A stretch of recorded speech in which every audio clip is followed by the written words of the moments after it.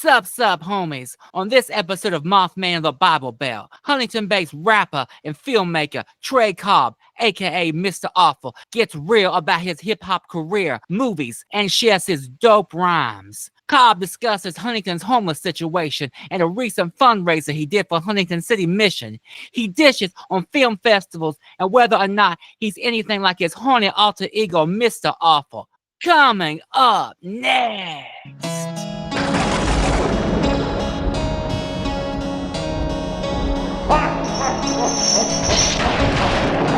Welcome to the Mothman in the Bible Belt podcast with your host, Buck Fantastic.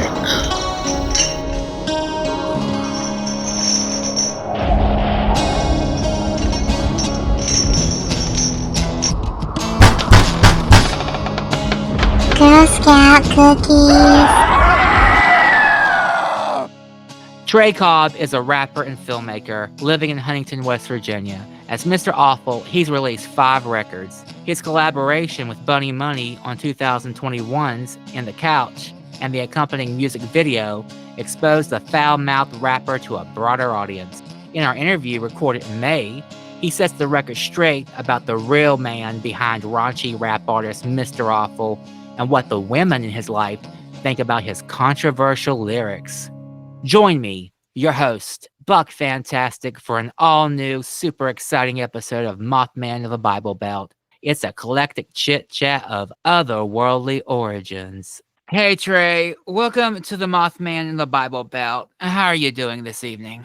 I'm doing fantastic. Thanks for having me. Trey, where did you come up with the name Mr. Awful? It was a name that it was a nickname that a friend of mine, Josh Billups, he came up with. We were trying to come up with a wrestling name, and I had the name Chris Canova because I thought that was kind of cool. I originally come from the city of Canova, but he suggested that I be Awful Cobb and just come out and say awful things to try and rile up the crowd. So yeah, eventually, whenever the wrestling ambitions kind of floundered, and I picked up a microphone, I went as Awful Cobb for a little bit for the rap thing, but I thought Mr. Awful was just a little bit.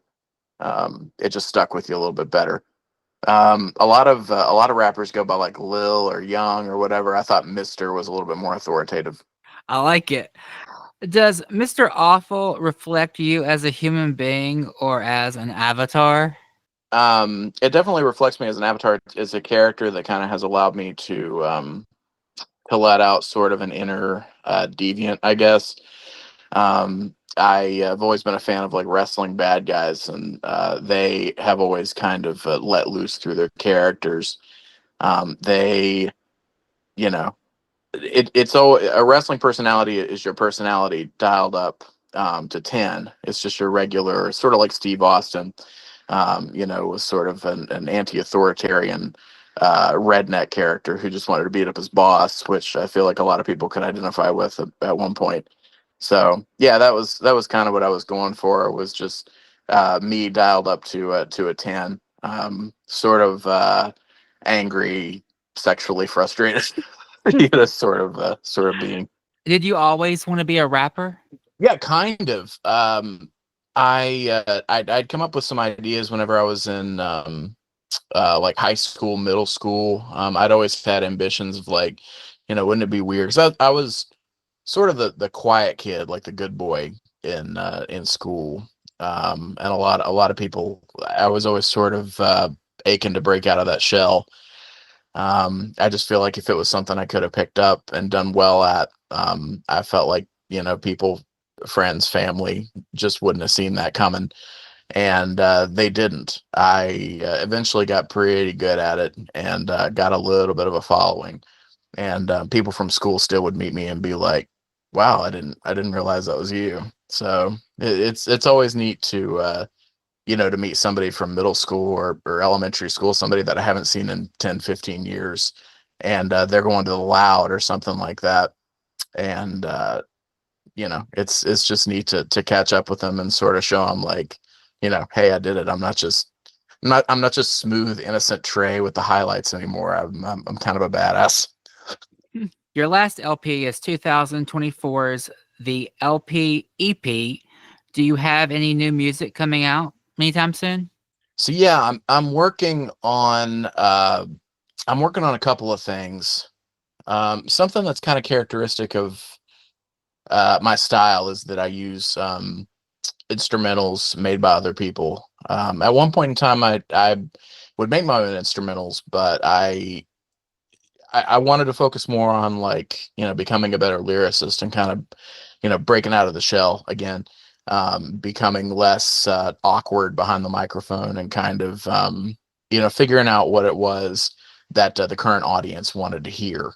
But lately, I've been playing around a little bit more with the instrumentals, and I feel like I'm coming up with some pretty good stuff. So the plan is to eventually release an awful album where all of the instrumentals are produced by me, so that I can kind of show, what I can do and what I'm capable of. That I'm not just an amazing lyricist. I'm also a pretty good musician as well.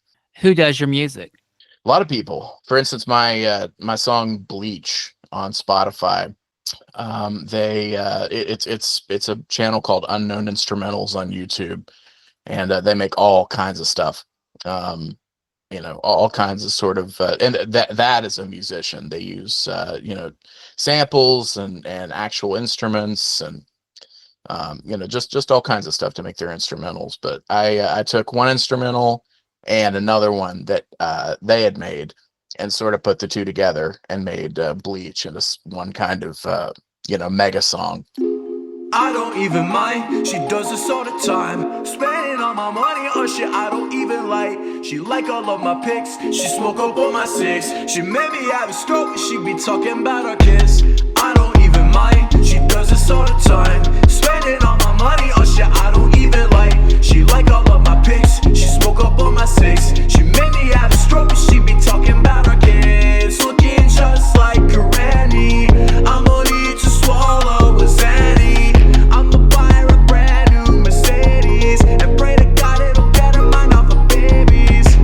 I whip out my jewel, she tell me I love you.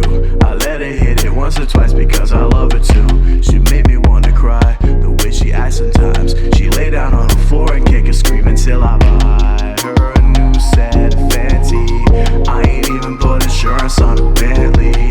She the only one I know who outspend me. I ain't even trying to smash, I'm being friendly. She asks if we'll get married, I say hell no. She latch into my wallet like it's Velcro. There's nothing certain about the future except that. So get me out together spending my cash. I don't even mind, she does this all the time. Spending all my money on shit I don't even like. She like all of my pics, she smoke up on my six. She made me have a stroke, she be talking about our kids. I don't even mind, she does this all the time. Spending all my money on shit I don't even like. She like all of my pics, she smoke all of my six. She made me have a stroke, she be talking about our kids. Looking just like Granny, I'm gonna need to swallow a Zanny.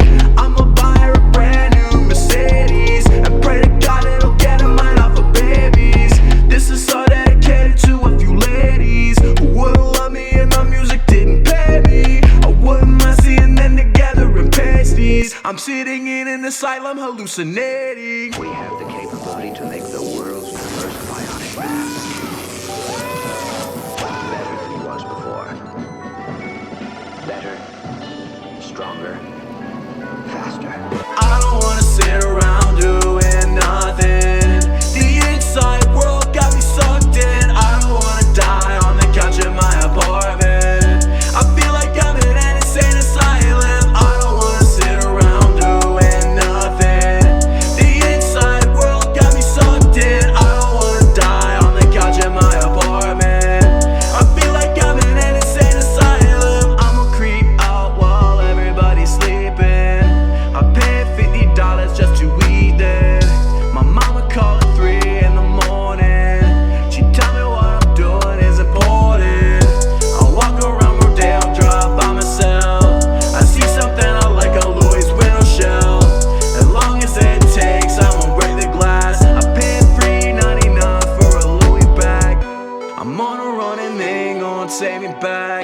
you like my Burberry straight jack? I ain't just crazy, I'm a maniac. And I'm gonna get respect, you gon' pay me that. Yeah, you gon' pay me that. My name is Lil, you gon' pay me that. And I ain't young, yeah. I'm gonna get respect, bitch, yeah.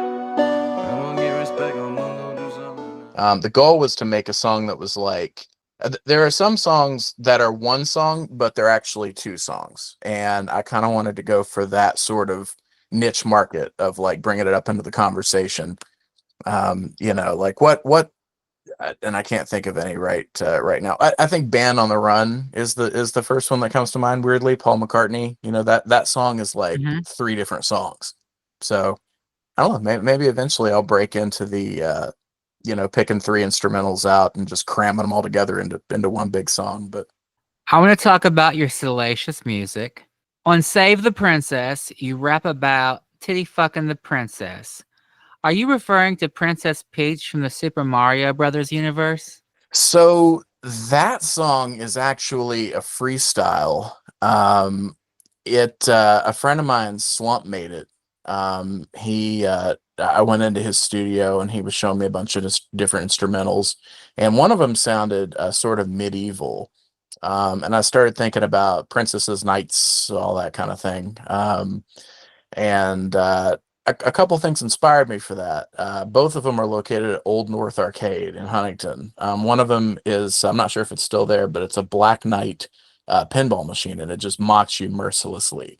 And then there's a drink called Save the Princess there, and kind of cram the two together and use that as inspiration.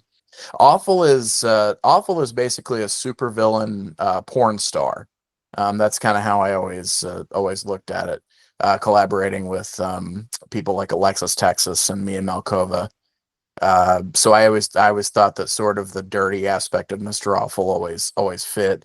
I've been trying to sort of branch out from that in recent years. I made one album called Squirt that was basically just all dirty innuendos and stuff. Then I made a couple more. One of them, one album, Mr. Awful's Wild Ride, was based on a car wreck that I had, and then I kind of wanted to make an album full of true stories. But circling around back to the LP EP, which features Save the Princess, I wanted to make some more songs that kind of embrace the dirty side of Mr. Awful, which I think is a lot more fun.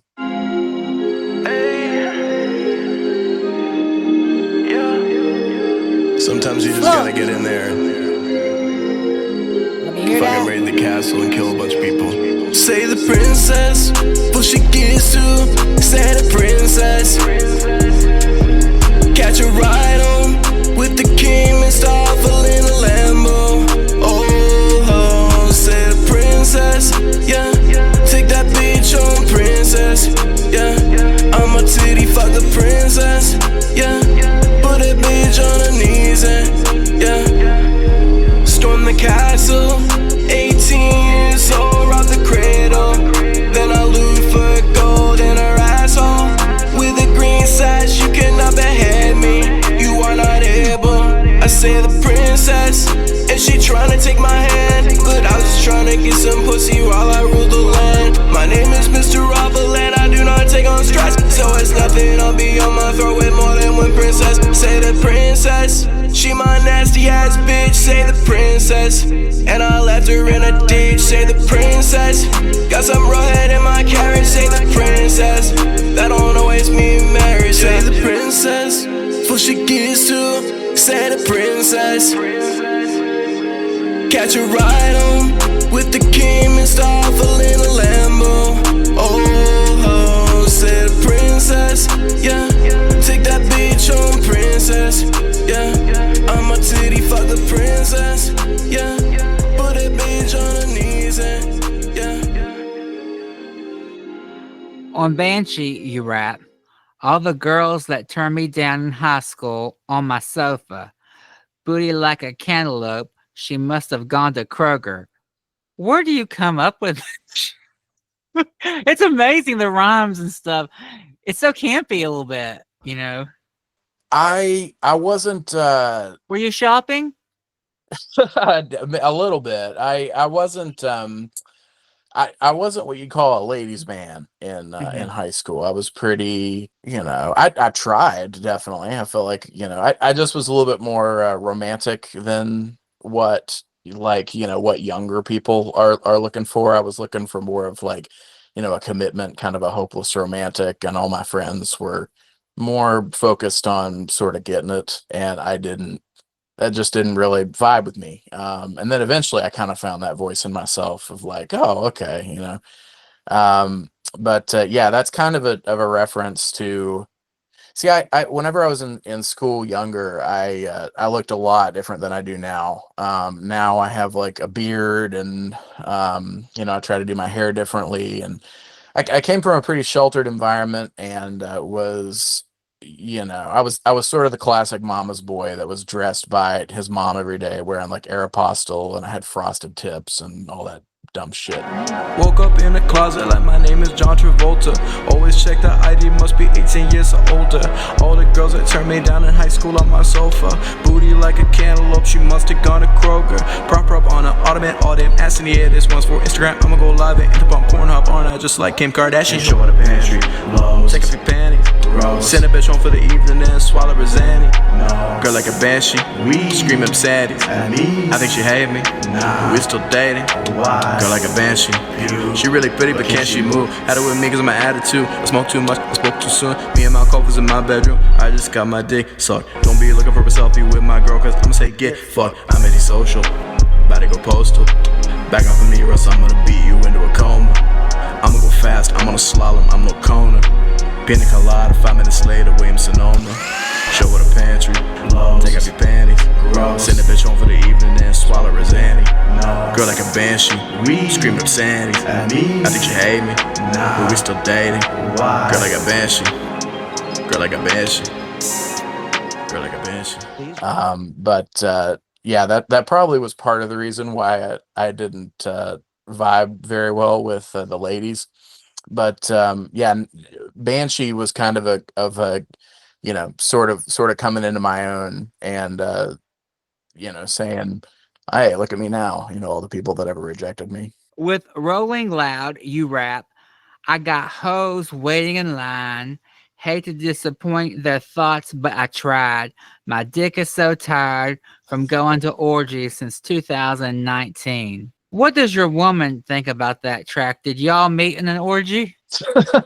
No, yeah, it wasn't quite that romantic. We met in marching band, actually.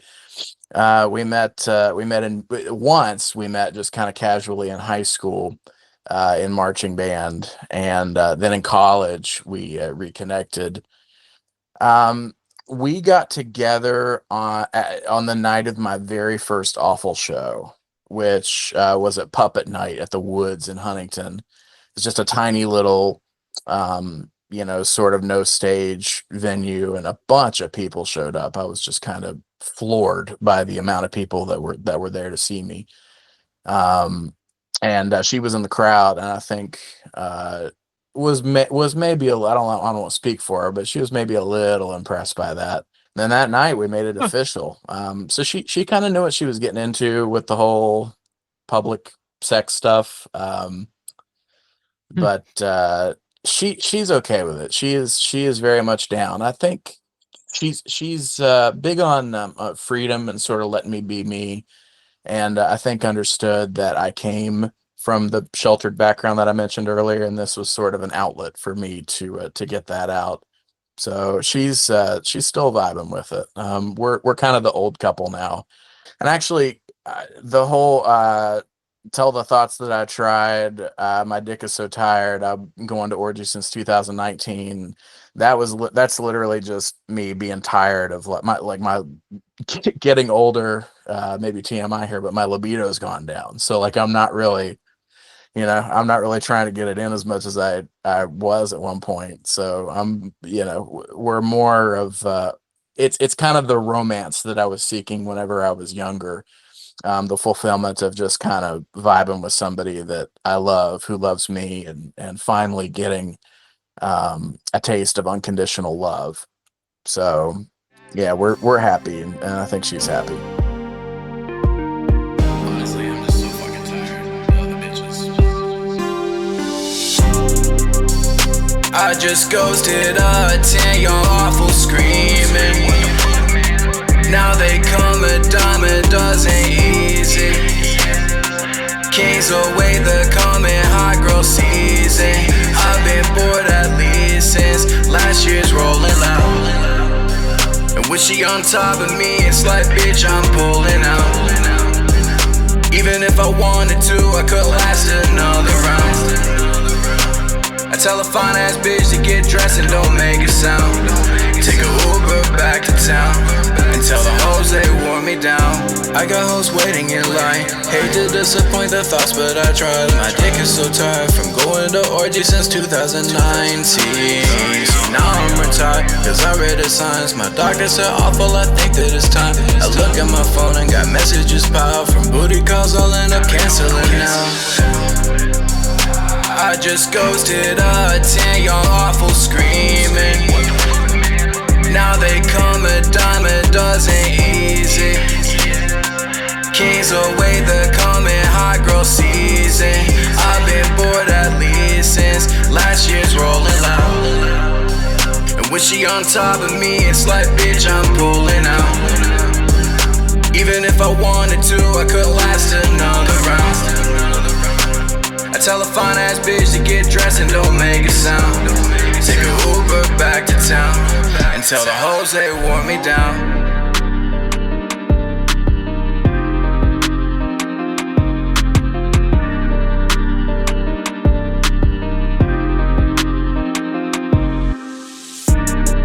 Rolling Molly, rolling loud. Loud bitches, shut your mouth. Roll McLaren, top down. Miami, my good God, that's the biggest pair of titties I've ever seen. Do they come with a matching booty? No BBL holding back that beauty. Next thing I know, she said, Mr. Awful, do me. I can see it in your eyes, no guys refuse me. And she was right, this is a battle I am losing. I took her back home and broke that dry spell like a glow stick. She give me neck, I can't start gasping, I'm like, oh shit.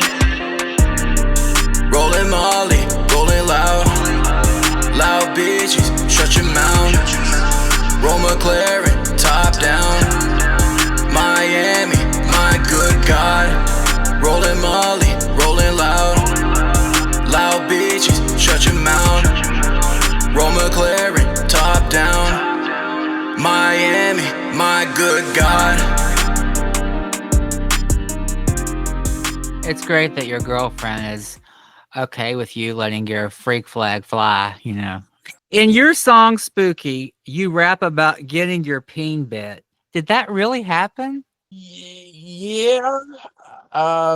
Again, whenever I was younger, I didn't quite know what I wanted yet. So I was trying all kinds of shit. Yeah, kinda.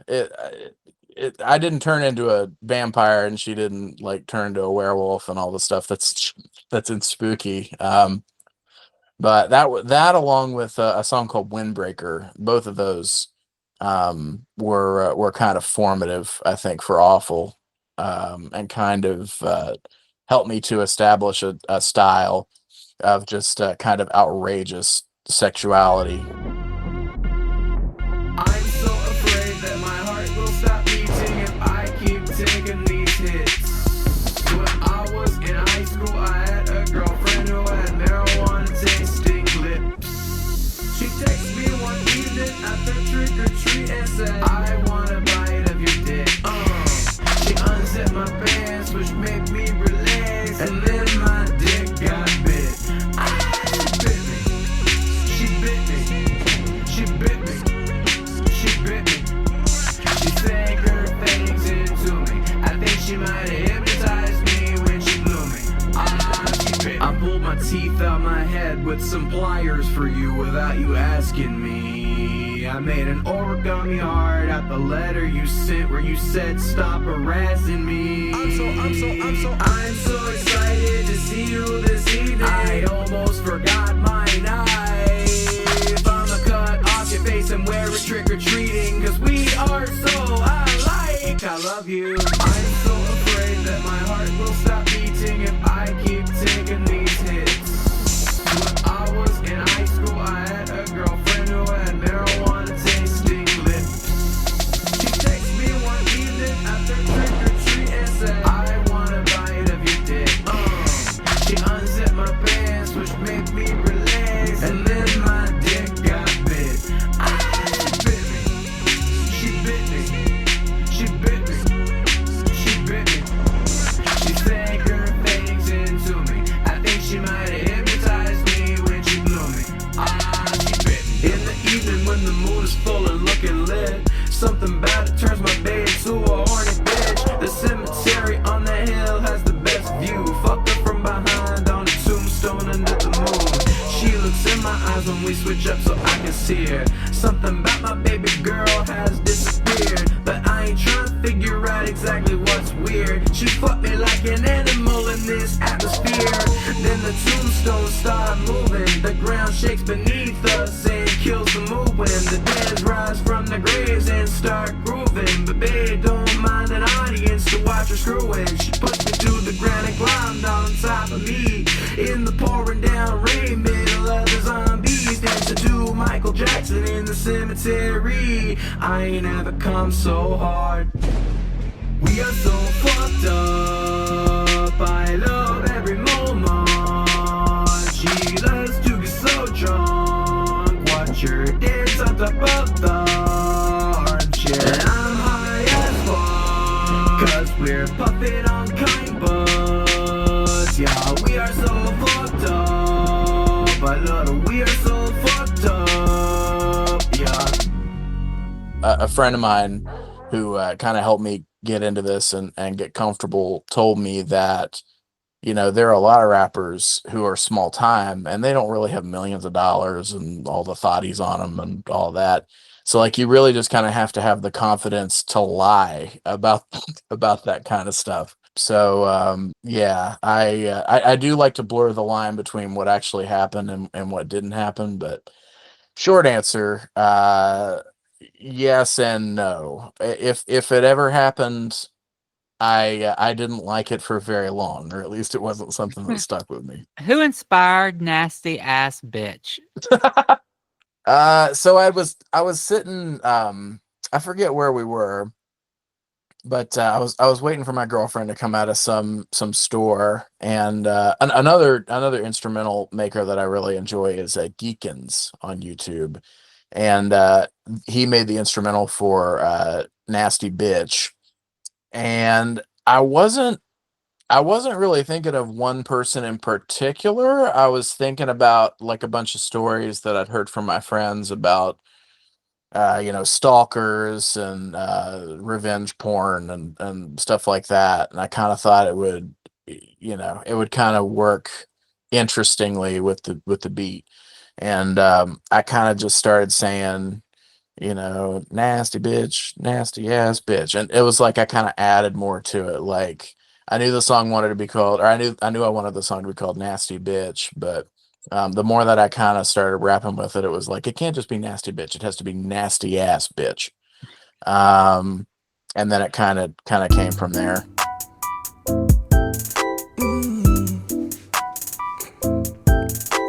Nasty ass, you a nasty ass bitch. Don't you ask me that. Don't you ask me that shit. Nasty ass, you a nasty ass bitch. Don't you ask me that. Don't you ask me that shit. Throwing back that ice like an endangered species. Blowing out your back, rest, rinse, and repeat. It's just knowing that you had to fight the fans to see me. And you're blowing up the cell, trying to reach me. I kept the receipts, yeah. I saw you stalking in the parking lot. Ever since, I'm not walking in the dark a lot. I'm so tense, got me smoking on these cars a lot. All my friends saw the tape and say it's hard to watch. No hard feelings, that's just why you got to go. By the way, you a trifling asshole, and you a nasty ass. You a nasty ass bitch. Don't you ask me that. Don't you ask me that shit. Nasty ass, you a nasty ass bitch. Don't you ask me that. Don't you ask me that shit. Yeah. nasty ass. Don't you ask me that. Don't you? Yeah. Yeah, that's one song where I'm really proud of the rhyming structure actually. Don't you ask me that shit. Throwing back that ass like an endangered species is a weird fishing reference, but it works. Um, yeah, so that's just kind of a combination of things. I love it. And how did the In the Couch collaboration with Buni Muni come about?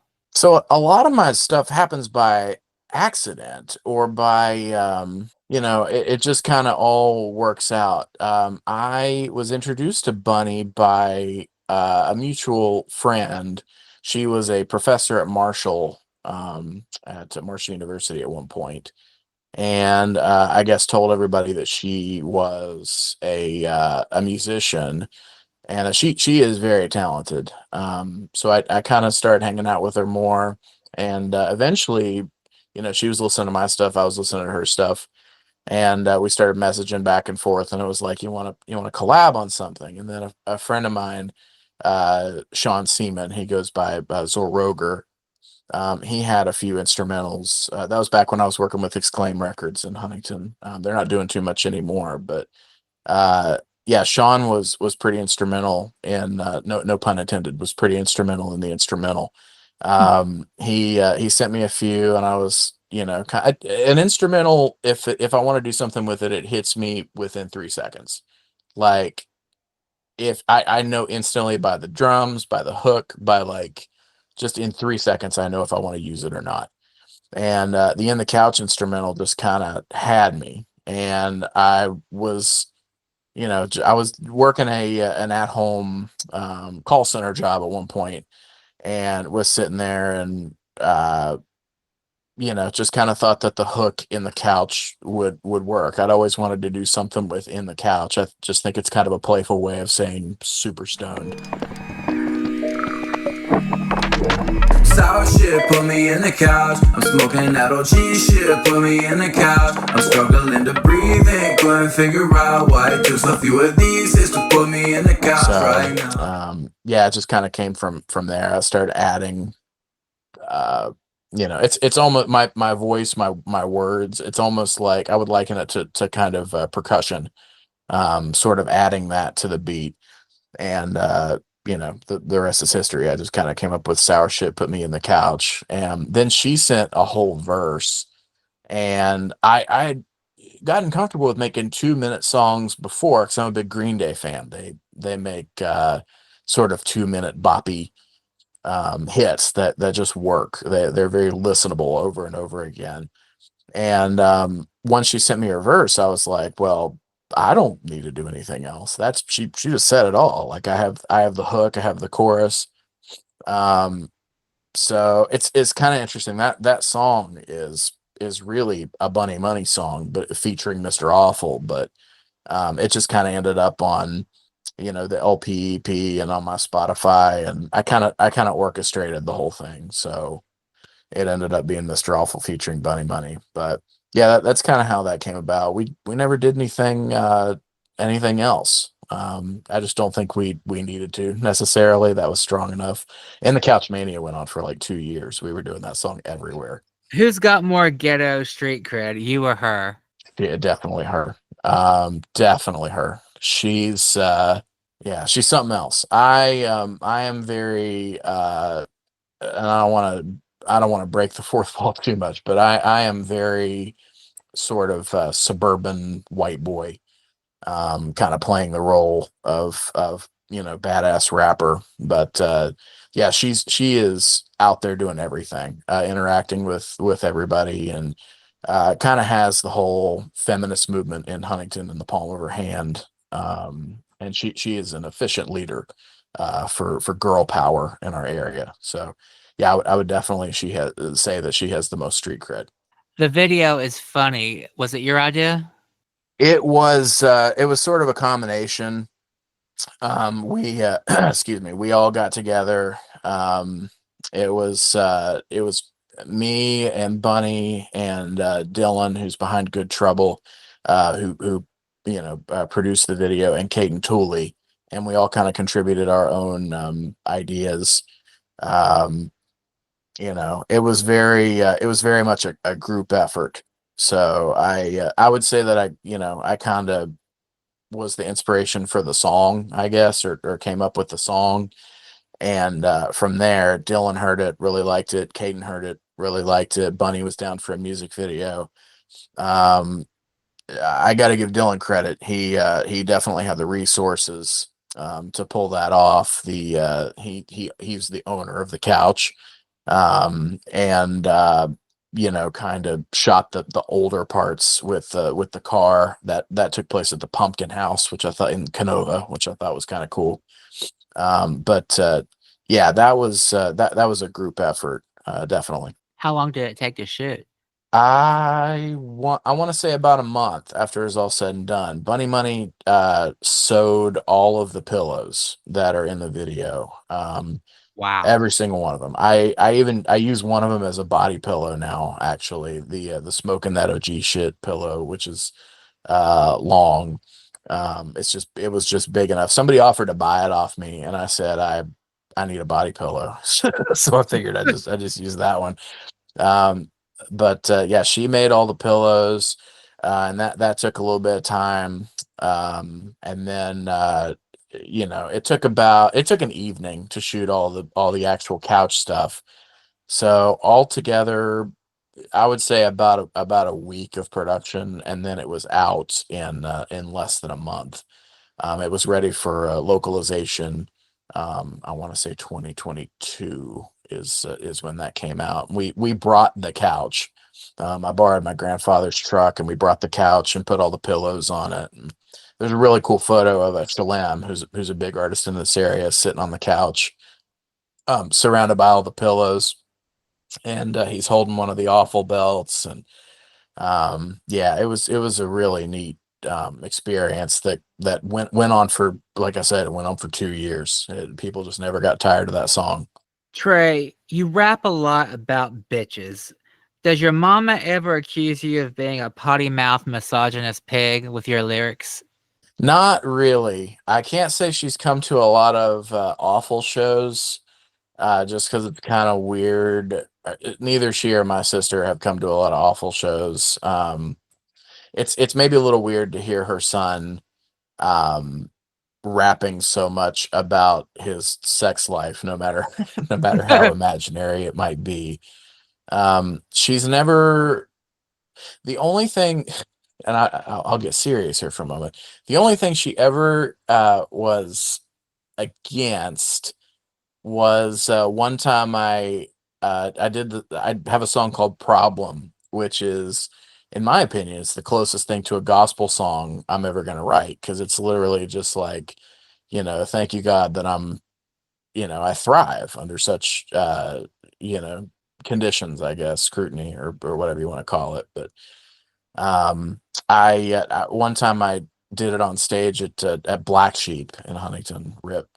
And I did like a little youth pastor voice with it. And again, I said it was the only gospel song I'm probably ever going to write. And she hit me up like a week later and said that the videos disturbed her, and that she thought it was very sacrilegious. And I was like, I mean, it's kind of true. It's not exactly a shout to the Lord, but um like, that's it is what it is. So no, she's never accused me of being a sexist pig or anything. In fact, I would argue, not to uh not to be that guy or anything, but I would argue that the persona is very much, sort of feminism supported.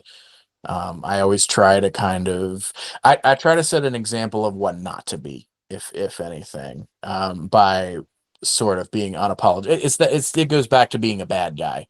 Like, you see a bad guy on television for wrestling, and you think, gosh, that's kind of cool and fun, but also you definitely, like, you don't want to be throwing drinks on little kids and kicking people's dads in the face. So that's kind of where that comes from.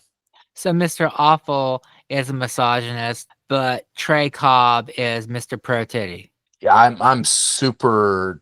Uh, I don't know if I want to say I'm super liberal. I definitely try to be open and as progressive as I can be.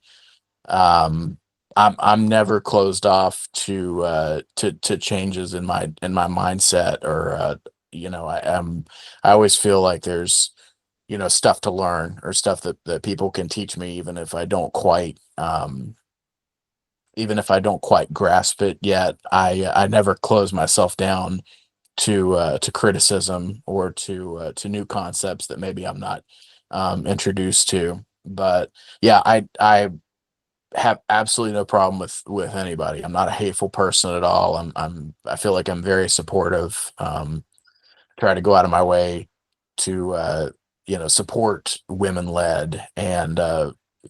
uh, women led projects and projects by many different diverse populations. So What rappers do you draw inspiration from? in 2016 I met Lil Yachty, and that was hugely inspirational. He was we went backstage at a concert. This was before he did the Sprite commercial and kind of blew up. We went backstage and met him, and he was awesome. He was just very subtle, but also like generous. He took pictures with people, and when he went out on stage, his persona on stage was nothing like he was backstage. He was very chill backstage, but then he let it all out on stage. So that was very inspirational. Um, I would say my top three most inspirational or artists that inspired the awful character, Lil Yachty, Young Gravy. I saw Young Gravy for $20 once at a bar right across from Ohio State, and that was an amazing show. It was very intimate. He writes songs that I think are really like they for years he has written songs that are so fun to listen to. Um, and just kind of doesn't take himself too seriously, which I really enjoy. And then there's Oliver Tree, who I haven't done much catching up with Oliver in a while, but that was the last concert I saw before COVID, and he kind of fits into that mold of playing a character and blurring the lines between real life and fiction. So yeah, Young Gravy, Lil Yachty, and Oliver Tree kind of all make up the background for the music of Mr. Awful. Trey, you recently played a fundraiser for the Huntington City Mission. Did you sing G-rated songs at the fundraiser? Funny thing about that, my coworkers showed up at I again I'll break the fourth wall a little bit. I work at a dentist's office now. I kind of sought a little bit of a normal life after awful, and then somebody hit me up to do a show hit me up to do a show at the Loud, and I said the one condition I have is that we should do this for the city mission. I kind of wanted.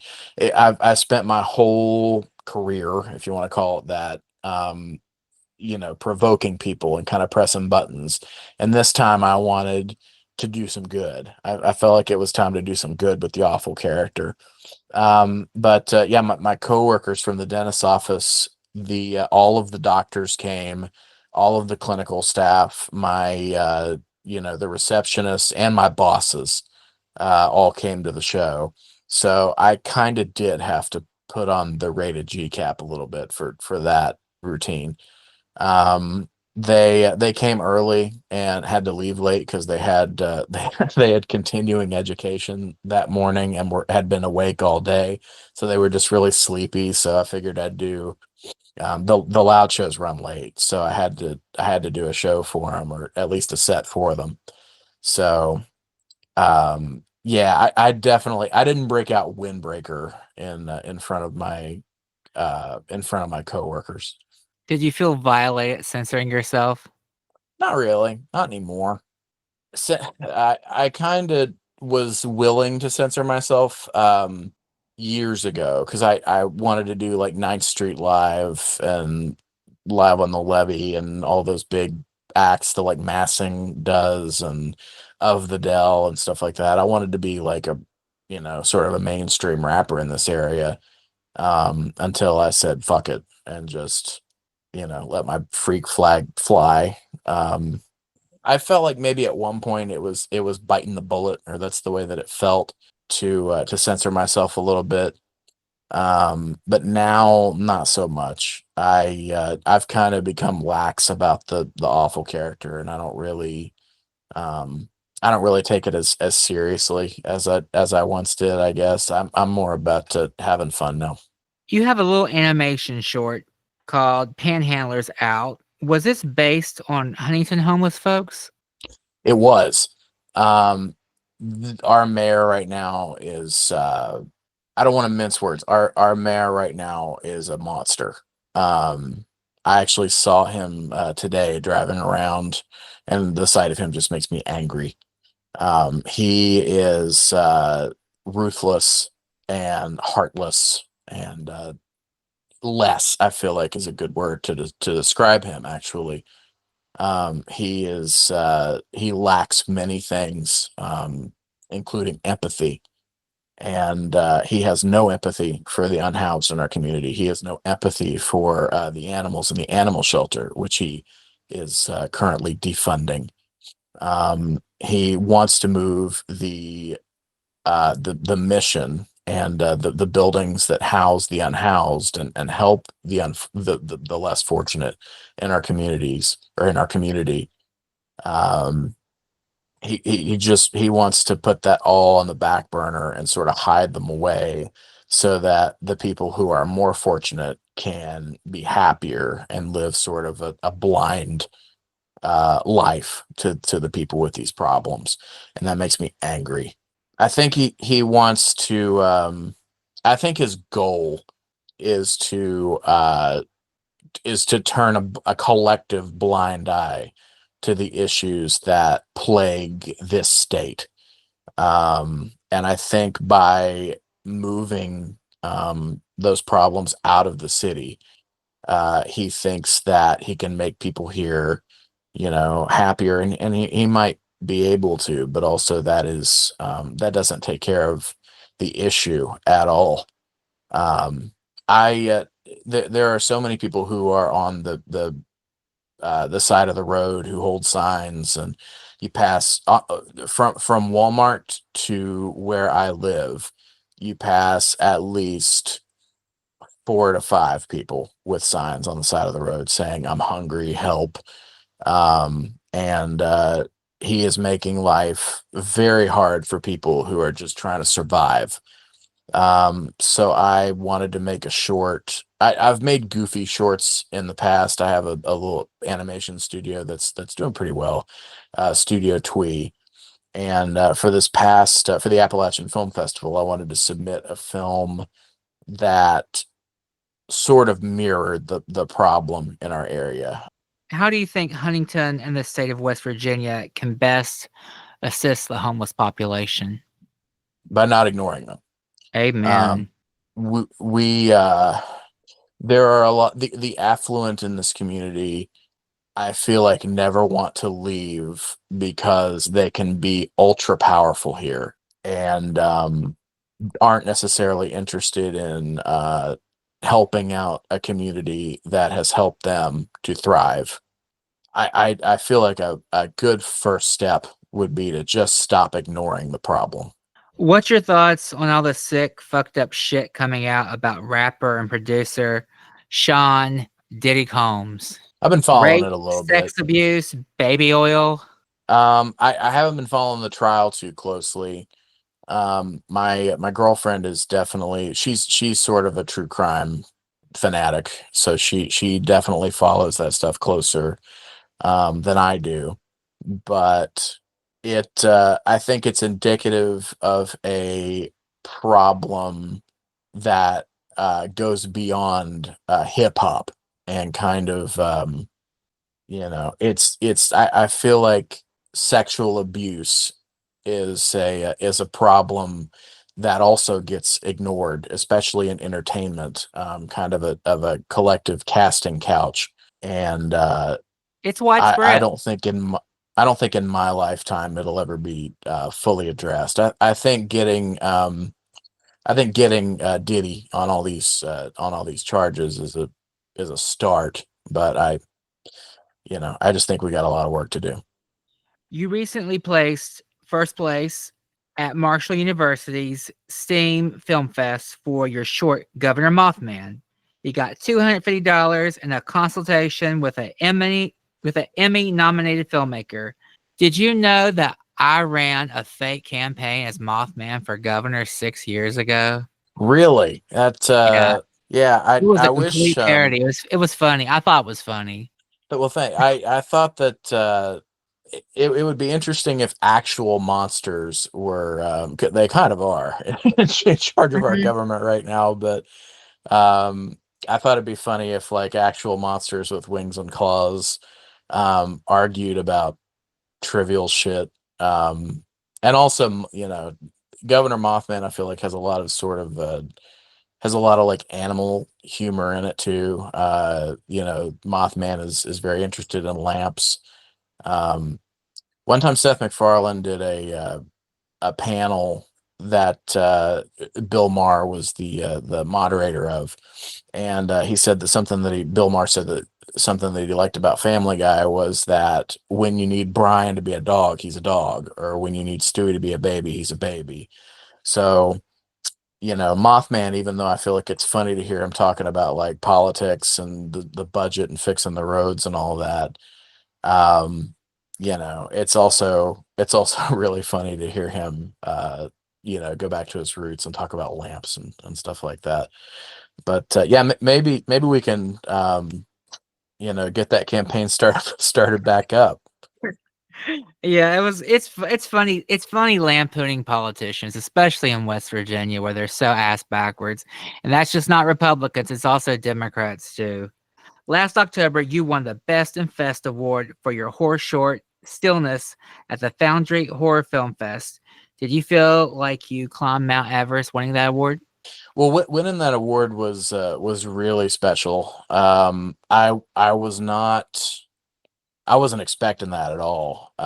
There were so many other short films that I felt like were kind of worthy of Best in Fest, and Rachel, who's in charge of that, does a great job. Rachel and Emily both, who are in charge of the Foundry, they kind of surprised me with that one because they read off four names and I was like, oh, all those are sort of professionally made, and I was being a little bit down on myself, like mine's made out of construction paper, but it that idea came from an idea, or it came from sort of a night terror that legitimately scared me to the point where I couldn't go to sleep. I like went and drove. It was a work night. I went and drove around, and like went to Taco Bell because I just needed some kind of human interaction, and I felt like I needed something that was tangible to reality and wasn't just a sort of a sleep paralysis demon that kept haunting me. So yeah, that it's definitely one of my best ones. But I don't know. I feel like it's hard to kind of be competitive with a bunch of artists that you respect. Like there's obviously a competitive part of me that kind of happened with Mr. Awful, that I wanted to be the best. I wanted to be the very best in the area. That's why I gave myself 2 championship belts, just because I wanted to sort of project excellence. Like I just wanted to be the best at everything. So winning Best in Fest, like actually winning the best at something, was is very rewarding, and I did feel like I earned it, and it felt like I earned something after a long fight, sort of an identity crisis. Definitely a turning point for sure. Now it's time for 5 questions. Vanilla Ice or Eminem? Uh, I'm trying to come up with a reason to say Vanilla Ice just to piss people off, but Eminem. Eminem in high school I had no. It's hard for me to sort of describe what I looked like at the beginning of high school. I was smooth, had no beard, had frosted tips, like I said, was just this chubby, smooth, frosted tipped Aeropostale wearing kid, and I was in the hallways just like I'd never really listened to Eminem before because I was sheltered. So I listened to like the Real Slim Shady and Criminal and all those, and I was just like fuck yeah, this is this is how I feel right now. So I gotta say Eminem. Lil Kim or Cardi B? Uh Lil Kim Lil Kim is kind of a what if, I feel like. Cardi B Cardi B is a wrestling fan. I think she's hosting SummerSlam this year. Um, Lil Kim, I think, had her era and was popular was definitely popular within uh, her decade or whatever. But Cardi B, I feel like is just kind of an unstoppable force who will always be there, always be at award shows, always be releasing music. Lil Kim, I feel like had kind of a stop start, and Well, something she went got down with arrested her. and spent some time in prison. So, wet ass pussy or dry ass pussy? I gotta say wet ass. I've tried dry ass, and it's pussy's pussy, but it's a little bit more enjoyable for me when it's enjoyable for the other person too. So I gotta go wop on that one. Wu Tang or the Beastie Boys? Ooh, Beastie Boys. Um, they just I got nothing against the Wu-Tang Clan. Um, I just kind of grew up with the Beastie Boys more. They inspire me a little bit more. Debbie Harry or Iggy Azalea? That's another one of those where I got to go by cultural impact. And again, this might just be a product of me growing up with Iggy Azalea. Uh, I would say Iggy Azalea, probably.